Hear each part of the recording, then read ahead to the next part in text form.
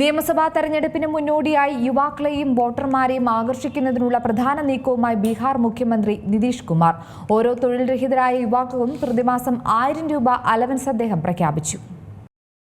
മുഖ്യമന്ത്രി നിശ്ചയ് സ്വയം സഹായത് ഭട്ട് യോജന പ്രകാരം ബിരുദാനന്തര ബിരുദമുള്ള തൊഴിൽ രഹിതരായ യുവാക്കൾക്ക് ബീഹാർ സർക്കാർ പ്രതിമാസം 1000 രൂപ വീതം 2 വർഷത്തേക്ക് ധനസഹായം നൽകുമെന്ന് മുഖ്യമന്ത്രി നിതീഷ് കുമാർ പ്രഖ്യാപിച്ചു.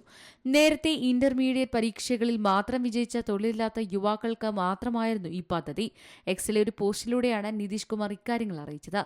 സംസ്ഥാന സർക്കാരിന്റെ 7 പരിഹാര പരിപാടിയുടെ കീഴിൽ മുമ്പ് പ്രവർത്തിച്ചിരുന്ന മുഖ്യമന്ത്രി നിശ്ചയ് സ്വയം സഹായത് ഭട്ട് യോജന ഇപ്പോൾ വികസിപ്പിച്ചതായി അറിയിക്കുന്നതിൽ എനിക്ക് സന്തോഷമുണ്ട്.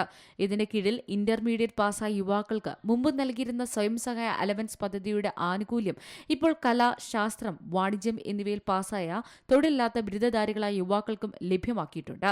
എവിടെയും പഠനം നടത്താതെ തൊഴിൽ അന്വേഷിക്കുന്ന, സ്വയം തൊഴിലില്ലാത്ത അല്ലെങ്കിൽ സർക്കാരിതര തൊഴിൽ ലഭിച്ചിട്ടില്ലാത്ത ബിരുദധാരികളായ യുവാക്കൾക്ക് പരമാവധി 2 വർഷത്തേക്ക് പ്രതിമാസം 1000 രൂപയുടെ നിരക്കിൽ മുഖ്യമന്ത്രിയുടെ സ്വയം സഹായ അലവൻസ് ലഭിക്കും. യുവാക്കൾ ഈ സഹായ അലവൻസ് ഉപയോഗിച്ച് ആവശ്യമായ പരിശീലനം നേടുകയും മത്സര പരീക്ഷകൾക്ക് തയ്യാറെടുക്കുകയും ചെയ്യുമെന്ന് ഞാൻ പ്രതീക്ഷിക്കുന്നു.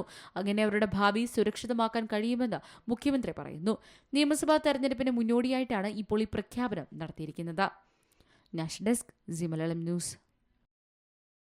ഏറ്റവും പുതിയ വാർത്തകളും വിശേഷങ്ങളും വിരൽ തുമ്പിലറിയാൻ സി മലയാളം ന്യൂസ് എല്ലാ ഡിജിറ്റൽ പ്ലാറ്റ്ഫോമുകളിലും ലഭ്യം.